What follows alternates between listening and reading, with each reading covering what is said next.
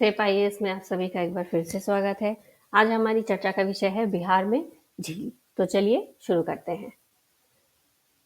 बिहार में जो है विशेषकर उत्तरी बिहार का जो मैदानी क्षेत्र है, बिहार की स्थिति में अगर हम लोग देख लें तो ये हमारा मान लेते हैं बिहार है। यहाँ हमारी गंगा नदी हो गई। इन क्षेत्रों में जो है गंगा नदी, बूढ़ी गंडक, कोसी, महानंदा आदि नदियों के द्वारा जो है झीलों का निर्माण किया जाता है। वो विशेषकर तब होता है जब ये नदियां जो है अपना मार्ग जो है वो बदल लेती है। और वैसे भी ये बिहार में जो है विशेषकर उत्तरी बिहार में ये नदियां जो है अपना मार्ग बदलने के लिए काफी ज्यादा प्रसिद्ध है। तो इन जो झील होते हैं इनको स्थानीय भाषा में मन, ताल, चौर इत्यादि भी कहते हैं। ये सभी जो है लो लाइंग रीजन यानी कि निम्न भूमि होती है, जहाँ पे बारिश के दिनों में या फिर जब नदी अपना मार्ग बदल लेती है तो इन क्षेत्रों में जो है पानी भर जाता है, जिससे मान, ताल और चौर जैसे लो लाइन क्षेत्र में पानी भरने से झीलों का निर्माण होता है। ये सभी जो झीलें हैं वो मीठे पानी की झीलें होती है, जिनका उपयोग जो है डे टू डे लाइफ में यानी कि प्रतिदिन के जीवन में हमारा सिंचाई के लिए, मत्स्यन के लिए, घरेलू उपयोग के लिए किया जाता है। साथ ही यहाँ पे एक इंटरेस्टिंग बात यह है कि बिहार में काफी सारे ऐसे जो जल वाले क्षेत्र होते हैं वहां पे प्रवासी पक्षी भी आते हैं। इसके बारे में अभी हम विस्तार से चर्चा करेंगे कि कहाँ कहाँ पे प्रवासी पक्षी जो है बिहार में आते हैं। कुछ गोखुर झील के बारे में चर्चा कर लेते हैं। तो गोखुर झील क्या होता है, यहाँ पे आप ये जो देख पा रहे हैं ये हमारा नदी है। नदी इस तरीके से यहाँ पे आगे बढ़ रही है। तो इन क्षेत्रों में क्या होता है, अपर्दन होता है, और इन क्षेत्रों में क्या होता है, नीचेपन होता है। तो यहाँ पे इन क्षेत्रों में नीचेपन होते होते ये क्षेत्र क्या होता है, ये पूरा का पूरा जो एरिया है ये गाद से, बजरी से, बालू इत्यादि चट्टान वगैरह जो नदी अपने साथ लेकर आती है भर जाता है। तो ये वाला जो नदी का हिस्सा है ये अकेले रह जाता है और नदी जो होता है यहाँ से अपने नए मार्ग से बहने लगती है। और यही हिस्सा जो है इस तरीके से आपको गोखुर झील के रूप में दिखता है, जिसको ऑक्सबोलेट या फिर गोखुर झील या फिर हॉर्सशू शेप्ड झील भी कहते हैं। तो बिहार में कुछ जो प्रसिद्ध झीलें हैं, गोखुर झीलें, उनको देख लेते हैं, उनकी स्थिति कहाँ कहाँ पाई जाती है। जैसे बेतिया पश्चिमी चंपारण में सरैया मन, मोतिहारी पूर्वी चंपारण में मोती झील, सोनबर्ग मान जो है वो हरसिद्धि में, खड़गपुर झील जो है ये खड़गपुर में, स्यूरी मन जो है वो जोगपट्टी में, और पिथरा मन जो है ये इसकी स्थिति पिथरा में पाई जाती है। ये आपको याद कर लेना है, अच्छे से दिमाग में बिल्कुल छाप लेना है। अब ये मैप के माध्यम से समझ लेते हैं इन झील के बारे में, इनकी अवस्थिति कहाँ कहाँ पे है। यही बिहार में बहुत ज्यादा कुछ झीलें हमें नहीं पढ़नी है एग्जाम पॉइंट ऑफ व्यू से, यही कुछ एक आध है जिनको हमें ध्यान रखना है कि कौन सी झीलें कहाँ पाई जाती हैं और किस वजह से प्रसिद्ध है विशेषकर। तो पश्चिमी चंपारण में हम देख पा रहे हैं उदयपुर झील, जिसका सरैया मन अभी अभी हमने चर्चा की थी। दरभंगा में हम लोग देख पा रहे हैं कि कुशेश्वर स्थान झील है। सहरसा में हो गया सिमरी बख्तियारपुर झील, इसको कहीं कहीं सिंपली जो है सिर्फ सिमरी लिखा हुआ रहता, बख्तियारपुर नहीं लिखा हुआ रहता है, तो आपको कंफ्यूज नहीं होना है। और बेगूसराय में हो गया कांवड़ झील। यहाँ पे आप ये देख पा रहे होंगे कि जो सिमरी झील है इसके इधर हो गया हमारा नॉर्थ वेस्ट में कुशेश्वर स्थान झील है, और इधर साउथ वेस्ट में हमारा हो गया कांवड़ झील या फिर बेगूसराय की स्थिति, कांवड़ झील की स्थिति पाई जाती है। कटिहार में हो गया हमारा गोगाभिल झील, जो कि बिहार का एकमात्र कम्युनिटी रिजर्व है। और भागलपुर में हो गया हमारा जगतपुर झील, गया में हो गया हमारा मुचिलिंदा झील, और कैमूर में हो गया अनुपम झील। अब इनके बारे में थोड़ा विस्तार से चर्चा कर लेते हैं। तो अनुपम झील जो है उसकी स्थिति जो है वो कैमूर में पाई जाती है, और ये कैमूर वाइल्ड लाइफ सेंचुरी जो है वन्यजीव अभ्यारण्य, कैमूर वन्यजीव अभ्यारण्य, इसमें ही अवस्थित है ये अनुपम झील। और इसके अनुपम झील के निकट ही जो है करकत और तेलहर जलप्रपात की अवस्थिति पाई जाती है। अनुपम झील के बारे में विशेष बात यह है कि यहाँ का जो वन्य जीवन है और जो वनस्पति है वो काफी ज्यादा समृद्ध है। गया का जो मुचिलिंदा झील है वो महाबोधि टेम्पल जो कि बोध गया में है उससे 3 किलोमीटर दक्षिण में है, यानी कि ये महाबोधि टेम्पल हो गया, इससे 3 किलोमीटर दक्षिण में जो है मुचिलिंदा झील की अवस्थिति पाई जाती है। ये मुचिराम विलेज में है। और यहाँ के बारे में एक किंवदंती प्रसिद्ध है कि मुचिलिंदा जो है एक सांपों के राजा थे, जिन्होंने एक बार महात्मा बुद्ध को जो है एक संरक्षण प्रदान किया था। महात्मा बुद्ध को क्या हुआ था कि राक्षसों ने उनको एक डिस्टर्ब करने के लिए, उनको परेशान करने के लिए, उनके मेडिटेशन में ध्यान में भंग डालने के लिए उन्होंने क्या किया था कि एक बहुत ही भयानक तूफान भेजा था। उसी तूफान से उनको गौतम बुद्ध को बचाने के लिए जो है ये सर्प के राजा मुचिलिंदा ने उनको जो है यहीं पे मुचिलिंदा झील के निकट जो है संरक्षण प्रदान किया था। तो इस झील के बारे में ये किंवदंती जो है प्रसिद्ध है। अब पश्चिमी चंपारण का उदयपुर झील या फिर सरैया मन, दोनों एक ही झील का नाम है। तो कहीं एग्जाम में आपको उदयपुर झील भी पूछा जा सकता है या फिर सरैया मन भी पूछा जा सकता है, तो कंफ्यूज नहीं होना है। यहाँ पे जो है काफी सारे जो है प्रवासी पक्षी यहाँ पे आते हैं। अब कुशेश्वर स्थान झील जो है दरभंगा का, इसको जो है 1972 साल में जो है पक्षी अभ्यारण्य घोषित किया गया है और इसका एक धार्मिक महत्व भी है और यहाँ की जो जैव विविधता है वो बहुत ही ज्यादा समृद्ध है। इसके अलावा यह क्षेत्र जो है मत्स्यन और व्यापार के लिए भी प्रसिद्ध है। भागलपुर का जगतपुर झील जो हो गया, यहाँ पे एक विशेष बात यह है कि स्थानीय समुदाय की सहायता से यहाँ पे पक्षी की जो प्रजातियां हैं उनका संरक्षण किया गया है। अब सहरसा के सिमरी बख्तियारपुर झील की बात कर लेते हैं, जो कि सिमरी डिवीजन में सहरसा में स्थित है। ये जो है हॉर्स शू शेप्ड यानी कि घोड़े के नाल के आकार का है, लगभग इस तरीके का, जिसकी अभी हमने चर्चा की थी। इसी को गोखुर झील भी कहते हैं।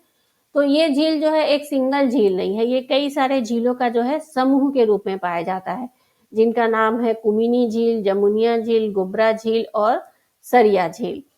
तो यहाँ पे सिमरी बख्तियारपुर झील जो है सहरसा में, उसके इधर आप यहाँ पे देख पा रहे हैं कि नॉर्थ वेस्ट में यानी कि उत्तर पश्चिम दिशा में कुशेश्वर स्थान झील जो कि दरभंगा में स्थित है और कांवर झील साउथ वेस्ट में स्थित है जो कि बेगूसराय में स्थित है। अब गोगाबिल झील जो कि कटिहार में अवस्थित है, मनिहारी सब डिवीजन में, इसका अलग अलग नामों से इनको जाना जाता है, तो आपको एग्जाम में कंफ्यूज नहीं होना। इसी गोगाबिल को ही घोघा चाप या फिर घोघा झील भी कहते हैं। कहीं पे आपको गोगाबिल मिलेगा, कहीं पे घोघा चाप या फिर घोघा झील। तो ये एक गोखुर झील है और ये बिहार का जो है 15वां संरक्षित क्षेत्र है और बिहार का ये एकमात्र सामुदायिक रिजर्व क्षेत्र माना नहीं जाता, मतलब इसको घोषित किया गया वर्ष 2019 में। तो राज्य के state board for wild life ने इसको 2019 में जो है वन्य जीव संरक्षण अधिनियम 1972 के तहत जो है गोगाबिल झील को राज्य का पहला सामुदायिक रिजर्व के रूप में घोषित किया है। ये जो झील है गोगाबिल झील, ये मानसून में बहुत ज्यादा बारिश प्राप्त करता है। कटिहार की स्थिति जो है आपको पता होगी कि ये बिहार के जो है इस क्षेत्र में यहाँ पे नॉर्थ ईस्ट में है और नॉर्थ ईस्ट जो है वो बिहार का सबसे ज्यादा वर्षा वाले क्षेत्र माना जाता है। यहीं पे आपको जो है किशनगंज जो है बिहार का सबसे ज्यादा वर्षा वाला जिला है। तो इससे होता क्या है, इतना ज्यादा जो बारिश से ये झील जो है काफी ज्यादा बड़ा हो जाता है, लेकिन फिर बारिश के मौसम खत्म होते ही इसका जो क्षेत्रफल है वो काफी ज्यादा घट जाता है, सिकुड़ जाता है। इसके अलावा ये जो है महानंदा नदी से भी जल प्राप्त करता है और ये मानसून के समय में अधिकांशतः जो है बाढ़ग्रस्त रहता है। इस महानंदा के साथ साथ यहाँ पे कनखर और गंगा नदियां भी जो है इस क्षेत्र में जो है प्रभावित करती है गोगाबिल झील क्षेत्र को। इस क्षेत्र में जो है यहाँ का जो वन्य जीवन और वनस्पति है वो काफी ज्यादा समृद्ध पाया जाता है। इसी वजह से ये क्षेत्र भी जो है प्रवासी पक्षियों को बहुत ज्यादा आकर्षित करता है। प्रवासी पक्षी जो है यहाँ पे विशेषकर साइबेरियन क्षेत्र से और कैस्पियन सागर क्षेत्र से यहाँ पे आते हैं मानसून में और शीतकाल में। उसमें से मुख्य स्टोर्क हो गया, ब्लैक नेक्ड स्टोर्क हो गया, व्हाइट इबिस हो गया। और पूरे अगर हम लोग संपूर्ण विश्व में देखें तो 13 जो है बर्ड वेज हैं, जिसमें से 2 जो है बिहार से गुजरता है, जो सेंट्रल एशियन बर्डवे हो गया और साउथ एशियन बर्डवे हो गया। तो इन मार्गों से जाने वाले जो भी पक्षी होते हैं वो बिहार में जैसे अभी हमने देखा कुशेश्वर स्थान में, वहाँ पे आके रेस्ट करते हैं, रिफ्यूल करते हैं खुद को। उन्हीं में से गोगाबिल भी है जहाँ पे आके ये रेस्ट करते हैं, रिफ्यूल करते हैं। बहुत सारे पक्षी जो है यहाँ पे प्रजनन भी करते हैं। तो इसीलिए ये सारे जो दलदल वाले क्षेत्र हैं, झील क्षेत्र हैं, ये काफी ज्यादा इम्पोर्टेंट हो जाता है हमारा वनस्पति जीवन, वन्य जीवन को जो है संरक्षित रखने के लिए, उनको बनाए रखने के लिए। अब चर्चा कर लेते हैं कांवड़ झील की। इसका अलग अलग नाम है, तो सारे नाम आपको ध्यान में रखना है। इसको यहाँ पे जो है कांवड़ झील बर्ड सेंचुरी, कांवड़ ताल भी इसको कहते हैं, कांवड़ ताल झील कहते हैं, या फिर कांवड़ ताल आर्द्र भूमि भी कहते हैं। ये बेगूसराय के मंझौल गांव में इसकी अवस्थिति पाई जाती है और ये बिहार का एकमात्र रामसर साइट है। रामसर साइट जो होता है, ये जो आर्द्र भूमियां होती है उनको रिकॉग्नाइज किया जाता है अंतर्राष्ट्रीय स्तर पे। ये रामसर ईरान में एक जगह है जहाँ पे 1971 में जो है 1971 में जो है एक सम्मेलन हुआ था जिसमें ये रामसर कन्वेंशन जो है, रामसर अभिसमय को स्वीकार किया गया था। भारत भी इसका जो है एक हस्ताक्षर करता है। भारत इसमें 1982 में शामिल हुआ है और भारत में अभी जनवरी 2024 की स्थिति देखें तो कुल मिला के जो है 80 आर्द्र भूमियों को जो है रामसर साइट में शामिल किया गया है। तो ये जो है कांवड़ झील को बिहार का एकमात्र और पहला रामसर साइट है। इसकी घोषणा जो है पर्यावरण, वन और जलवायु परिवर्तन मंत्रालय द्वारा 2020 में की गई थी। ये जो है एशिया का सबसे बड़ा मीठे पानी का गोखुर झील है। गोखुर झील के बारे में हमने चर्चा की थी अभी कि ये नदी इस तरीके से गुजरती है अपने मार्ग में, इस तरीके से यहाँ पे जो नदी का एक भाग छूट जाता है झील के रूप में, इसे ही हम गोखुर झील कहते हैं। तो ये एशिया का सबसे बड़ा गोखुर झील है और यह राजस्थान के जो केवलादेव घाना राष्ट्रीय पार्क है, जिसका एक और नाम भरतपुर सैंक्चुरी भी है, उससे लगभग 6 गुना ज्यादा बड़ा है। तो ये बहुत ही बड़ा है और यह बूढ़ी गंडक नदी के विसर्प द्वारा बना है। नदियां जब इस तरीके से ऐसे एकदम बिल्कुल ही सांप की तरह चलती है, इसी को कहते हैं विसर्प करना, या फिर अंग्रेजी में इसको मियांडरिंग कहते हैं। तो ये जो झील है कांवड़ झील, ये बूढ़ी गंडक नदी के विसर्प द्वारा बना है। यहाँ पे भी साइबेरिया से जो है प्रवासी पक्षी आते हैं, विशेषकर जो है शीत के समय में, नवंबर और दिसंबर महीने में। यहाँ पे इसी वजह से एक बर्ड ब्रीडिंग स्टेशन भी स्थापित किया गया है और यहाँ का जो जलीय वनस्पति है, एक्वेटिक फ्लोरा, वो काफी ज्यादा प्रसिद्ध है, समृद्ध है। इसी वजह से इस क्षेत्र को जो है एक रिजर्व्ड एरिया घोषित किया गया है।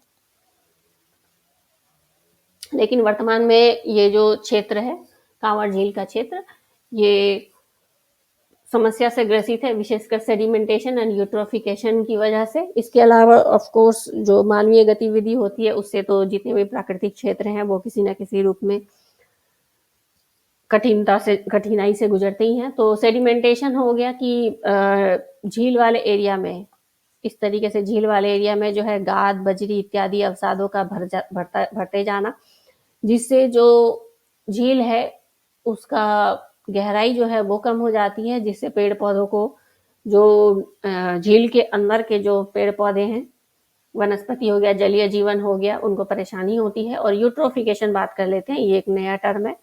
तो यूट्रोफिकेशन क्या होता है? यूट्रोफिकेशन को हिंदी में सुपोषण कहते हैं। तो जब पोषक मात्रा की किसी भी जल निकाय में जब पोषक मात्रा की काफी ज्यादा वृद्धि हो जाती है, तो वहां पे क्या होता है, जलीय जीवन इतना ज्यादा समृद्ध हो जाता है कि जल में जो घुलित ऑक्सीजन है उसकी कमी हो जाती है, घुलित ऑक्सीजन। तो घुलित ऑक्सीजन की कमी होने से फिर इसके बाद के चरण में क्या होता है कि जलीय जीवन को जो है ऑक्सीजन कम मिलने लगता है। इसी स्थिति को जो है यूट्रोफिकेशन की स्थिति कहते हैं। तो ये जो है ग्लोबल जो बर्ड वे है, सेंट्रल एशियन फ्लाईवे, उसके लिए एक स्टॉप ओवर के रूप में काम करता है। कांवड़ झील की बात हो रही है यहाँ पे, और यहाँ पे लगभग 58 प्रकार के प्रवासी पक्षी जो है यहाँ पे रेस्ट और रिफ्यूल करने के लिए आते हैं। यहाँ पे 5 जो है क्रिटिकली एंडेंजर्ड स्पीसीज यहाँ पे आते हैं, जिसमें से 3 वल्चर हैं और 2 वाटर बर्ड हैं। तो इसका नाम जो है आप लोग थोड़ा सा ध्यान रखिए, क्योंकि अभी जो है वर्तमान समय में बीपीएससी ने प्रश्नों का जो है प्रकार बदल दिया है। तो हो सकता है, पहले ये था कि ऐसे प्रश्न पूछने की संभावना नहीं थी, लेकिन अब इस तरीके के प्रश्न पूछने की संभावना बन गई है, तो इनका नाम आपको ध्यान में रखना है। क्रिटिकली एंडेंजर्ड स्पेसीज में से जो 3 वल्चर हैं वो हो गया हमारा रेड हेडेड वल्चर। ये इनका वैज्ञानिक नाम दिया गया। वैज्ञानिक नाम आप नहीं भी ध्यान रखेंगे तो कोई परेशानी नहीं है, लेकिन इनका जो सामान्य नाम है वो आपको ध्यान रखना है। व्हाइट ट्रम्प्ड वल्चर हो गया, इंडियन वल्चर हो गया, और जो वाटर बर्ड है वो है sociable lapwing and sociable lapwing and Baer's pochard water bird. तो ये 5 जो प्रजाति है यहाँ पे कावड़ झील में, ये क्रिटिकली इंडेंजर्ड स्पीसीज हैं, तो इनका नाम आपको ध्यान में रखना है। तो इसके साथ ही हमारा ये लेक्चर समाप्त होता है। ऐसे ही महत्वपूर्ण जानकारी के लिए हमारे साथ बने रहिए। Thank you so much.